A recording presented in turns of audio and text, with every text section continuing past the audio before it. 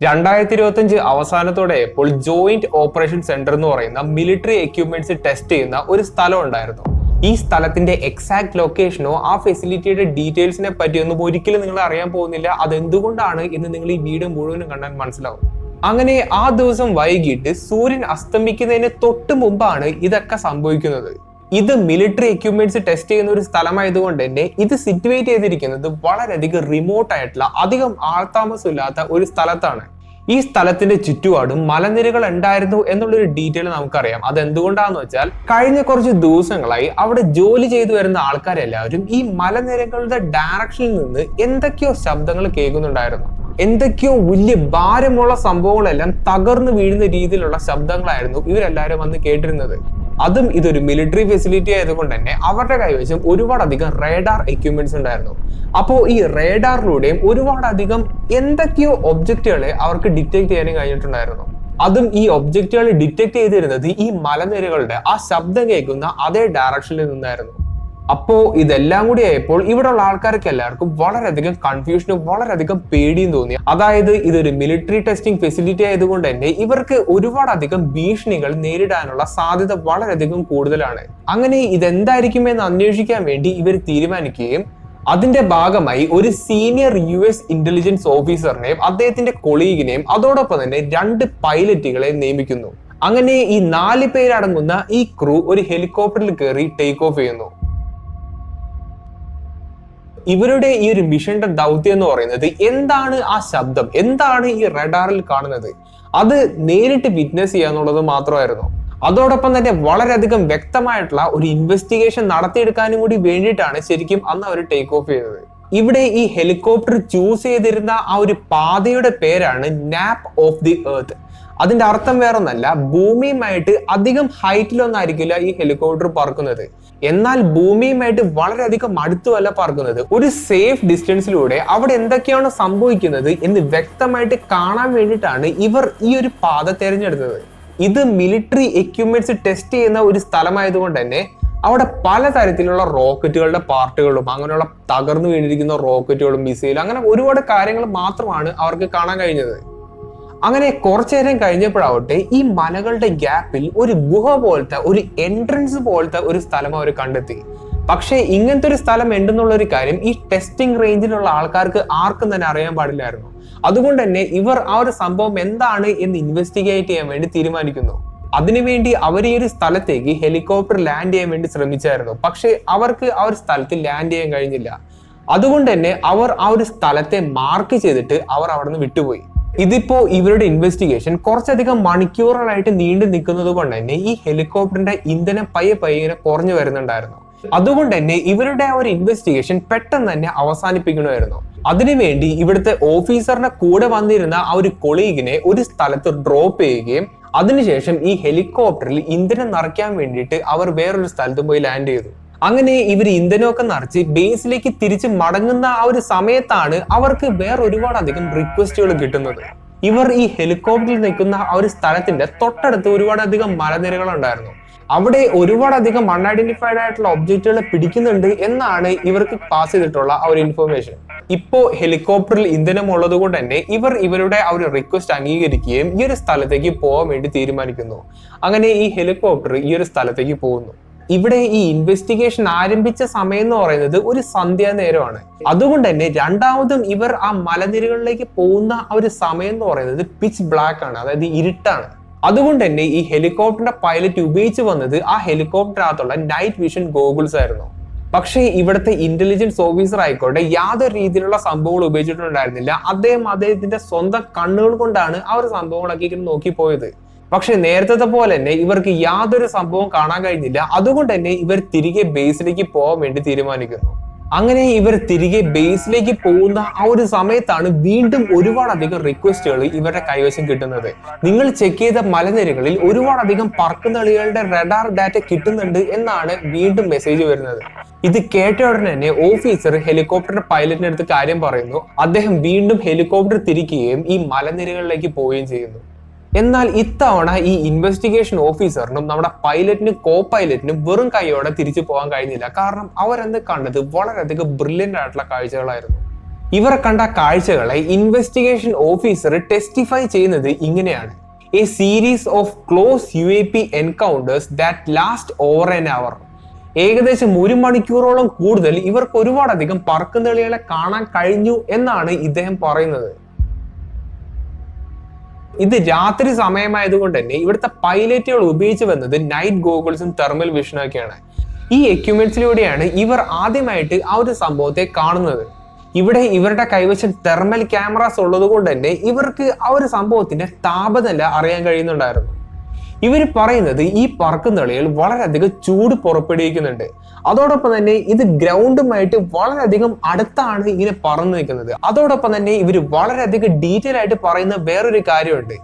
ഇവിടെ ഈ പറക്കുംതളിയെ പറക്കുന്ന ആ ഒരു രീതി, അതായത് പെട്ടെന്ന് ലെഫ്റ്റിലേക്ക് പോകുന്നു, ആ നിമിഷം തന്നെ സഡൻ ബ്രേക്ക് ഇട്ട് അത് റൈറ്റിലേക്ക് പോകുന്നു. അത് പറക്കുന്ന രീതി എന്താണെന്നുള്ളത് ഇവർക്ക് മനസ്സിലാവുന്നില്ല. പിന്നീട് ഇവർ പറയുന്ന കാര്യങ്ങൾ കേട്ട് കഴിഞ്ഞാൽ സത്യം പറഞ്ഞാൽ നമ്മൾക്ക് ആർക്കും വിശ്വസിക്കാൻ കഴിയില്ല. സംഭവം എന്താ വെച്ചാൽ ഇവർ ആദ്യം ഈ ഒരു പറക്കുംതളിയെ കാണും. ആ സമയത്ത് ഇത് ഒരൊറ്റ ഒബ്ജക്റ്റ് മാത്രമായിരിക്കും. പക്ഷെ കുറച്ചു നേരം കഴിയുമ്പോഴുണ്ട് ആ ഒബ്ജക്റ്റ് രണ്ടായിട്ട് സ്പ്ലിറ്റ് ചെയ്തിട്ട് അത് 2 സ്ഥലത്തേക്ക് പോകുന്നു. അതോടൊപ്പം വേറെ 2 പറക്കുംതളികൾ കൂടി ചേർന്ന് അതൊരൊറ്റ ഒബ്ജക്റ്റ് ആവുന്നു. അങ്ങനെ പല പല കലാപരിപാടികൾ ഇവരുടെ കൺമുന്നിലൂടെ നടന്നു പോയിട്ടുണ്ടായിരുന്നു. എന്നാൽ ഇവര് പറയുന്ന കാര്യങ്ങൾ തന്നെയാണ് ഇപ്പൊ ഗവൺമെന്റ് റിലീസ് ചെയ്തിരിക്കുന്ന വീഡിയോസിന്റെ അകത്ത് നമുക്ക് കാണാൻ കഴിയുന്നത്. അതായത് ആദ്യം ഒരൊറ്റ ഒബ്ജക്റ്റ് ആയിട്ടായിരിക്കും നമുക്ക് തോന്നുക, അത് പിന്നീട് 2ആയിട്ട് മാറുന്നു, അത് പല പല ഡയറക്ഷനിലേക്ക് പോകുന്നു, വളരെയധികം വേഗത്തിൽ യാത്ര ചെയ്യുന്നു, അത് വീണ്ടും യോജിച്ച് അതൊരൊറ്റ ഒബ്ജക്റ്റ് ആവുന്നു. അങ്ങനെ പല പല കാര്യങ്ങൾ ഇവർ കണ്ട അതേ സംഭവങ്ങൾ ഇപ്പോൾ റിലീസ് ചെയ്തിരിക്കുന്ന ഫയൽസിന്റെ അകത്തുണ്ട്. എന്നാൽ നിങ്ങളിപ്പോ ഈ കേട്ടോണ്ടിരിക്കുന്ന ഈ ഒരു ഇൻസിഡന്റും ഈ ഫയലിൽ നിന്ന് കിട്ടിയ ഒരു സംഭവമാണ്. ഇപ്പോഴത്തെ അവസ്ഥ എന്താ വെച്ചാൽ ഈ പറയുന്ന കാര്യങ്ങളെല്ലാം ഇവരുടെ കൺമുന്നിലൂടെ ഇങ്ങനെ നടന്നു പോവുകയാണ്. അതും ഇത് കുറച്ച് നേരത്തേക്കാണ് സംഭവിച്ചെങ്കിൽ പിന്നെ പോട്ടെ നോക്കാം, ഇത് മണിക്കൂറുകളോളാണ് ശരിക്കും സംഭവിക്കുന്നത്. ഇപ്പോഴത്തെ ഇവരുടെ ഒരു കിടപ്പുവശം എന്താ വെച്ചാൽ ഈ പറക്കുംതളിയിൽ താഴെ ഈ പറയുന്ന പരിപാടികളൊക്കെ കാണിച്ചുകൊണ്ടിരിക്കുന്നുണ്ട്. അതിന്റെ തൊട്ടു മുകളിലാണ് ഈ ഹെലികോപ്റ്ററിൽ 3 ആളിൽ നിന്നും ഈ ഒരു സംഭവത്തെ ഒബ്സർവ് ചെയ്യുന്നത്. അങ്ങനെ കുറച്ചു നേരം കഴിഞ്ഞപ്പോൾ ഈ പറക്കുംതളികളിൽ ഒരു പറക്കുംതളിയ ഈ ഒരു ഹെലികോപ്റ്ററിന്റെ അടുത്തേക്ക് ഇങ്ങനെ പറന്നുയരുന്നു. അങ്ങനെ ഈ ഹെലികോപ്റ്ററും ഈ പറക്കുംതളിയും തമ്മിലുള്ള അകലം എന്ന് പറയുന്നത് വെറും 10 അടി മാത്രമായിരുന്നു. കുറച്ചു നേരം കഴിഞ്ഞപ്പോൾ ഈ പറക്കുംതളിയിൽ നിന്ന് ഒരുപാട് കുഞ്ഞു കുഞ്ഞു സാധനങ്ങൾ പുറത്തേക്ക് വരുന്നു. ആ സംഭവങ്ങൾ എങ്ങോട്ടോ പോകുന്നു. അങ്ങനെ കുറച്ചു നേരം കഴിഞ്ഞപ്പോൾ ഈ പറക്കുംതളിയെ പയ്യെ മുന്നോട്ടേക്ക് നീങ്ങാൻ തുടങ്ങി.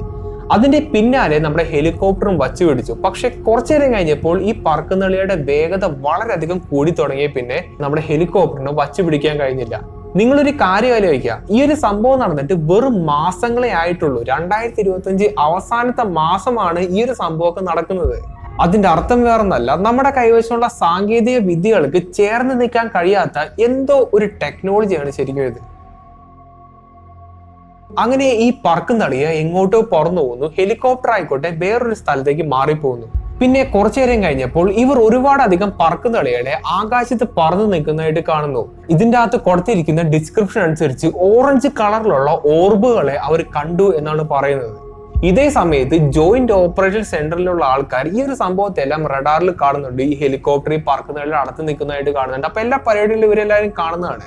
അതുകൊണ്ട് തന്നെ ഒരു മിലിറ്ററി എയർ സപ്പോർട്ടിന് വേണ്ടി അവർ റിക്വസ്റ്റ് ഇടുന്നു. അങ്ങനെ ഈ എയർ സ്പേസിൽ ഉണ്ടായിരുന്ന 2 or 3 ഫൈറ്റർ ജെറ്റുകൾ ഈ പൊസിഷനിലേക്ക് വന്നുകൊണ്ടിരിക്കുകയായിരുന്നു. ഇതൊക്കെ കേൾക്കുമ്പോൾ ഈ ഒരു സിറ്റുവേഷന്റെ സീരിയസ്നെസ് എന്തോരം ഉണ്ടാവും എന്ന് നിങ്ങൾക്ക് ഏകദേശം മനസ്സിലായിട്ടുണ്ടാവും. പിന്നീട് ഈ ഹെലികോപ്റ്ററിലുള്ളവർ കാണുന്നത് വളരെയധികം വിചിത്രമായിട്ടുള്ള ഒരു കാഴ്ചയായിരുന്നു. അതായത് ഈ പറക്കുംതളികൾ ഒരു T ഷേപ്പ് ഫോർമേഷനിൽ നിൽക്കുന്നതായിട്ടാണ് അവരെല്ലാരും കാണുന്നത്. അങ്ങനെ നമുക്ക് ചിന്തിക്കാൻ പോലും കഴിയാത്ത പല രീതിയിലുള്ള അനക്കങ്ങളും നീക്കങ്ങളും ആയിരുന്നു ഈ പറക്കുംതളികൾ ചെയ്തു പോയത്. അങ്ങനെ കുറച്ചു നേരം കഴിഞ്ഞപ്പോൾ നമ്മുടെ ഫൈറ്റർ ജെറ്റുകളും ഈ ഒരു സ്ഥലത്തേക്ക് എത്തുന്നു. അവരും ഈ ഒരു പറക്കുംതളിയെ വളരെയധികം ക്ലിയർ ആയിട്ട് കാണുന്നു. പിന്നീട് സംഭവിച്ചത് വളരെയധികം നാടകീയമായിട്ടുള്ള കാര്യങ്ങളായിരുന്നു. അതായത് നേരത്തെ ഹെലികോപ്റ്റർ ഈ പറക്കുംതളിയുടെ പുറകെ പോയപ്പോൾ അതിന്റെ സ്പീഡിനെ ഇവർക്ക് മാച്ച് ചെയ്യാൻ കഴിയാത്തത് കൊണ്ട് തന്നെ അവർക്ക് അബാൻഡൻ ചെയ്യേണ്ടി വന്നു. എന്നാൽ ഇതേ സംഭവം തന്നെ നമ്മുടെ ഫൈറ്റർ ജെറ്റുകൾക്ക് സംഭവിച്ചു. അതായത് ഇത്ര അധികം ഹൈടെക് ആയിട്ടുള്ള ഫൈറ്റർ ജെറ്റുകൾക്ക് പോലും ഈ ഒരു സംഭവത്തിന്റെ വേഗതയുമായിട്ട് മാച്ച് ചെയ്യാൻ കഴിയുന്നില്ല. ഇവിടെ ഈ ഫൈറ്റർ ജെറ്റ് നിയന്ത്രിച്ചിരുന്ന പൈലറ്റുകൾ പറയുന്ന കാര്യങ്ങൾ കേട്ട് കഴിഞ്ഞാൽ നിങ്ങൾക്ക് ചിലപ്പോൾ വിശ്വാസം വരില്ല. അതായത് ഈ പറക്കുംതളിയിൽ വളരെയധികം വേഗത്തിലായിരിക്കും ഇങ്ങനെ പോകുന്നത്, പെട്ടെന്നായിരിക്കും ഈ ഒരു സംഭവം അപ്രത്യക്ഷമായി പോകുന്നത്. പിന്നീട് അത് വേറൊരു സ്ഥലത്ത് വന്ന് പ്രത്യക്ഷപ്പെടുന്നു. പിന്നീട് അത് വളരെയധികം റാപ്പിഡായിട്ട് ആക്സിലറേറ്റ് ചെയ്യുന്നു, ഇങ്ങനെ സ്ലോ ഡൗൺ ചെയ്യുന്നു. അങ്ങനെ പല പല കാര്യങ്ങളാണ് ഈ പൈലറ്റുകൾ കണ്ടുവന്നത്. ഈ ഫൈറ്റർ ജെറ്റിന്റെ ഇന്ധനം തീർന്നത് കൊണ്ട് മാത്രമാണ് ഇവർക്ക് ആ ഒരു ചേസ് അവിടെ വെച്ച് ഉപേക്ഷിക്കേണ്ടി വരുന്നത്. അങ്ങനെ മണിക്കൂറുകൾക്ക് ശേഷം ഈ ഫൈറ്റർ ജെറ്റുകളും ഈ ഹെലികോപ്റ്ററും അതേതായിട്ടുള്ള ബേസുകളിൽ വന്ന് ലാൻഡ് ചെയ്യുന്നു. ഇവിടുത്തെ ഏറ്റവും വലിയൊരു പോയിന്റ് എന്താ വെച്ചാൽ ഈ പറക്കുന്നളികൾ ഈ പറയുന്ന ഫൈറ്റർ ജെറ്റുകളെയോ ഹെലികോപ്റ്ററുകളെയോ ആരെയും ആക്രമിക്കാൻ വേണ്ടി ശ്രമിക്കുന്നില്ല. ശരിക്കും പറയുകയാണെങ്കിൽ നമ്മുടെ കൈവശമുള്ള ഏറ്റവും ആധുനികമായിട്ടുള്ള ടെക്നോളജികളെ കളിപ്പിക്കുന്ന രീതിയിലാണ് ശരിക്കും ഇവർ ബിഹേവ് ചെയ്തിരുന്നത്. ഞാനിപ്പോ ഈ പറഞ്ഞ ഈ ഒരു ഇൻസിഡന്റ് അത് വെറും ഒരു സയൻസ് ഫിക്ഷൻ പോലെ ആയിരിക്കും നമുക്ക് ഇത് ആദ്യം കേട്ടാൽ തോന്നാം. പക്ഷേ ഈ ഒരു സംഗതി ലേറ്റസ്റ്റ് ആയിട്ട് റിലീസ് ചെയ്തിട്ടുള്ള പെന്റഗൺ ഫയൽസിനകത്ത് കണ്ടുവരുന്ന ഒരു സംഭവമാണ്. ഈ വീഡിയോയിലൂടെ ഞാൻ വളരെയധികം ഇമ്പോർട്ടന്റ് ആയിട്ടുള്ള കാര്യങ്ങൾ മാത്രമാണ് എക്സ്പ്ലെയിൻ ചെയ്തിട്ടുള്ളൂ. ഒരുപാടധികം ഡീറ്റെയിൽസ് ഈ PDF-ന്റെ അകത്തുണ്ട്. അപ്പോൾ അതിന്റെ ലിങ്ക് ഞാൻ താഴെ കൊടുത്തേക്കാം. ഈ കേസിന്റെ ഏറ്റവും വലിയ കുഴപ്പം എന്താ വെച്ചാൽ ഇത്ര അധികം ഡീറ്റെയിൽസ് ഉള്ളത് കൊണ്ട് തന്നെ ഇത് ഒരിക്കലും നമുക്ക് ഫേക്ക് ചെയ്യാൻ കഴിയില്ല. മൂൺ ലാൻഡിങ് ഫേക്ക് ആണ് എന്ന് വിശ്വസിക്കുന്ന ആൾക്കാരോട് എനിക്ക് പറയാനുള്ള അതേ കാരണം തന്നെയാണ് എനിക്ക് ഈ ഒരു വീഡിയോയിലും പറയാൻ കഴിയുന്നത്. ഈ ഒരു ഇൻസിഡന്റിൽ ഒരുപാടധികം ഡീറ്റെയിൽസും ഒരുപാടധികം ഡാറ്റയും ഉള്ളത് കൊണ്ട് തന്നെ ഈ ഒരു സംഭവം ഫേക്ക് ചെയ്യുന്നതിലും എളുപ്പം ഈ ഒരു സംഭവം നടന്നു പോകുന്നതിലാണ്. ഇനി നമ്മൾ എല്ലാ പറക്കുന്നളിയുടെ വീഡിയോസിലും ചെയ്യുന്നത് പോലെ ഇത് നമുക്ക് ചെറുതായിട്ട് ഒന്ന് ഡീബങ്ക് ചെയ്യാൻ നോക്കാം. ബോൾ ലൈറ്റ്നിങ് എന്ന് പറയുന്ന ഒരു പ്രതിഭാസമുണ്ട്. അതിന്റെ ചിത്രങ്ങളല്ല ഞാനിപ്പോ സ്ക്രീനിൽ കാണിച്ചു തരാം. അപ്പോൾ ഇത് നോക്കുകയാണെങ്കിൽ നമുക്ക് ശരിക്കും പറഞ്ഞാൽ ഒരു പറക്കുന്നളിയായിട്ടായിരിക്കും നമുക്ക് തോന്നുക. പക്ഷെ ശരിക്കും ഇതൊരു നാച്ചുറലായിട്ട് ഒക്കർ ചെയ്യുന്ന ഒരു സംഭവം മാത്രമാണ്. ഇവിടെ നമ്മുടെ ഇൻവെസ്റ്റിഗേഷൻ ഓഫീസറും പൈലറ്റുമാരും കണ്ടിരിക്കുന്നത് ഓർബ് പോലത്തെ ഒരു സംഭവമാണ്. അപ്പൊ നിങ്ങളിപ്പോ സ്ക്രീനിൽ കാണുന്ന രീതിയിലുള്ള ഒരു സംഭവത്തെയാണ്. എന്നാൽ ബോൾ ലൈറ്റ്നിങ്ങും ഏകദേശം ഒരു ഓർബ് പോലെ തന്നെയാണ് ഇരിക്കുന്നത്. അതോടൊപ്പം ഈ ബോൾ ലൈറ്റ്നിങ്ങിന് പെട്ടെന്ന് അപ്രത്യക്ഷമാവും, പ്രത്യക്ഷമാവും, വളരെയധികം വേഗത്തിൽ യാത്ര ചെയ്യാം. അങ്ങനെ പല പല ക്യാരക്ടറിസ്റ്റിക്കുകളും ഈ ഒരു പറയുന്ന അതേ സംഭവം തന്നെയാണ് ഈ ഒരു സംഭവത്തിന് ഏകദേശം ചെയ്യാൻ കഴിയുന്നത്. പക്ഷേ അവിടെ ഒരു കുഴപ്പമുണ്ട്. ഈ ഡോക്യുമെന്റിനകത്ത് വളരെയധികം ഡീറ്റെയിൽ ആയിട്ട് ഒരു കാര്യം പറയുന്നത് എന്താ വെച്ചാൽ ഈ പറക്കുന്നളിയെ പെട്ടെന്ന് സ്പ്ലിറ്റ് ചെയ്തിട്ട് അത് രണ്ടെണ്ണമായിട്ട് പോകുന്നുണ്ട്. അത് പിന്നെ യോജിച്ചു വരുന്നുണ്ട്. അത് വേറൊരു പറക്കുന്നളി ഇതായിട്ട് ഇങ്ങനെ യോജിച്ചു വരുന്നുണ്ട്. അപ്പോൾ ഈ ഒരു പ്രതിഭാസം ഒരിക്കലും നാച്ചുറൽ ആയിട്ടുള്ള ഒരു ബോൾ ലൈറ്റ്നിങ്ങിന് ചെയ്യാൻ കഴിയില്ല. അതോടൊപ്പം മോഡേൺ ആയിട്ടുള്ള ഫൈറ്റർ ജെറ്റുകൾക്ക് പോലും ഈ ഒരു സംഭവത്തിന്റെ വേഗതയെ പിടിക്കാൻ കഴിയുന്നില്ല എന്നുള്ളൊരു കാര്യം കൂടി ഇവിടെ പറയുന്നുണ്ട്. ഇതൊന്നും ഒരിക്കലും നാച്ചുറൽ ആയിട്ടുള്ള ഒരു സംഭവമായിട്ട് നമുക്ക് കണക്കാക്കാൻ പറ്റില്ല. ഇനി വേറൊരു പോസിബിലിറ്റി എന്ന് പറയുന്നത് ഇത് വേറെ ഏതെങ്കിലും ഒരു രാജ്യത്തിന്റെ അൺനോൺ ആയിട്ടുള്ള ടോപ്പ് സീക്രട്ട് ആയിട്ടുള്ള ഒരു എക്യുപ്മെന്റ് ആയിരിക്കാം. ഇനി അതും അല്ലെങ്കിൽ ഇവർ ഉപയോഗിച്ച് വരുന്ന ആ ഒരു സെൻസറിന്റെ എറർ ആയിരിക്കാം. അങ്ങനെയാണെന്നുണ്ടെങ്കിൽ ഇവരുടെ കൈവശമുള്ള എല്ലാ എക്യുപ്മെന്റ്സിന്റെ സെൻസർ ഒരേ സമയത്ത് തന്നെ കംപ്ലൈന്റ് ആവണം. അപ്പോൾ അത് അങ്ങനെയല്ല. പിന്നെ വേറൊരു കുഴപ്പം എന്താ വെച്ചാൽ ഇവിടുത്തെ ഇന്റലിജൻസ് ഓഫീസർ ഇല്ലേ, അദ്ദേഹത്തിന്റെ കണ്ണുകൾ കൊണ്ടാണ് ഈ ഒരു സംഭവത്തെ കണ്ടിരിക്കുന്നത്. അതായത് ബാക്കിയുള്ള പൈലറ്റുകളെല്ലാം എക്യുപ്മെന്റ്സ് ഉപയോഗിച്ചിട്ടാണെന്നുണ്ടെങ്കിൽ ഇദ്ദേഹം കണ്ണുകൾ കൊണ്ടാണ് ഈ ഒരു സംഭവത്തെ കണ്ടുകൊണ്ടിരിക്കുന്നത്. അതോടൊപ്പം ഇദ്ദേഹം വളരെയധികം എക്സ്പീരിയൻസ്ഡ് ആയിട്ടുള്ളതും ഇദ്ദേഹം ഒരു മിലിറ്ററി പേഴ്സൺ ആണെന്നുള്ള ഒരു കാര്യം കൂടി നിങ്ങൾ ആലോചിക്കുക. ഇനിയിപ്പോ എന്നോട് ചോദിക്കുകയാണെങ്കിൽ ഇത് കണ്ടിരിക്കുന്നത് മൾട്ടിപ്പിൾ ആയിട്ടുള്ള മിലിറ്ററി ഒഫീഷ്യൽസ് ആണ്. അപ്പോൾ അവർക്ക് നമ്മളേലും കൂടുതൽ എക്സ്പീരിയൻസ് ഉള്ളത് കൊണ്ട് തന്നെ അവർക്ക് എന്താണ് ആകാശത്ത് കാണുന്നത് എന്ന് ഡിഫറൻഷിയേറ്റ് ചെയ്യാനുള്ള ഒരു കഴിവുണ്ടായിരിക്കും. ഇവിടെ സീനിയർ ആയിട്ടുള്ള ഒരു ഇന്റലിജൻസ് ഓഫീസറാണ് ആ ഹെലികോപ്റ്ററിനകത്ത് ഉണ്ടായിരുന്നത്. അപ്പോൾ ഇദ്ദേഹത്തിന്റെ ആ ഒരു ക്രെഡിബിലിറ്റി, ഇദ്ദേഹത്തിന്റെ ആ ഒരു എക്സ്പീരിയൻസ് എന്നൊക്കെ പറയുന്നത് ഇത്തരത്തിലുള്ള ത്രെട്ടുകളെ, അതായത് ഇത്തരത്തിലുള്ള സംഭവങ്ങളൊക്കെ ഡിറ്റക്ട് ചെയ്യാനും അതിനെ വേർതിരിച്ചറിയാനുള്ള ഒരു നല്ലധികം പ്രൊഫഷണൽ ആയിട്ടുള്ള ഒരു വ്യക്തിയാണ് ഇദ്ദേഹം. ഇത്ര അധികം പ്രൊഫഷണൽ ആയിട്ടുള്ള ഒരു വ്യക്തി പറയുന്ന കാര്യങ്ങളാണ് ഞാനിപ്പോ വന്ന് ഡീബങ്ക് ചെയ്യാൻ നോക്കുന്നത്. അത് വളരെയധികം മണ്ടത്തരമായിട്ടുള്ള ഒരു കാര്യമാണ്. ഞാനിപ്പോ ഈ പറഞ്ഞത് കുറച്ച് മാസങ്ങൾക്ക് മുന്നേ നമ്മുടെ ലോകത്ത് വെച്ച് സംഭവിച്ച ഒരു പറക്കുന്നളിയുടെ കേസാണ്. അത് ഇത്ര അധികം ഡീറ്റെയിൽസോടെയാണ് ഇപ്പൊ പെന്റഗൺ റിലീസ് ചെയ്തിരിക്കുന്ന ആ ഫയൽസിന്റെ അത് കൊടുത്തിരിക്കുന്നത്. ഇതൊക്കെ കേട്ടിട്ട് നിങ്ങളുടെ അഭിപ്രായം എന്താന്ന് വെച്ചാൽ അത് മാക്സിമം ഒന്ന് കമന്റ് ചെയ്ത് അറിയിക്കാൻ ശ്രമിക്കുക.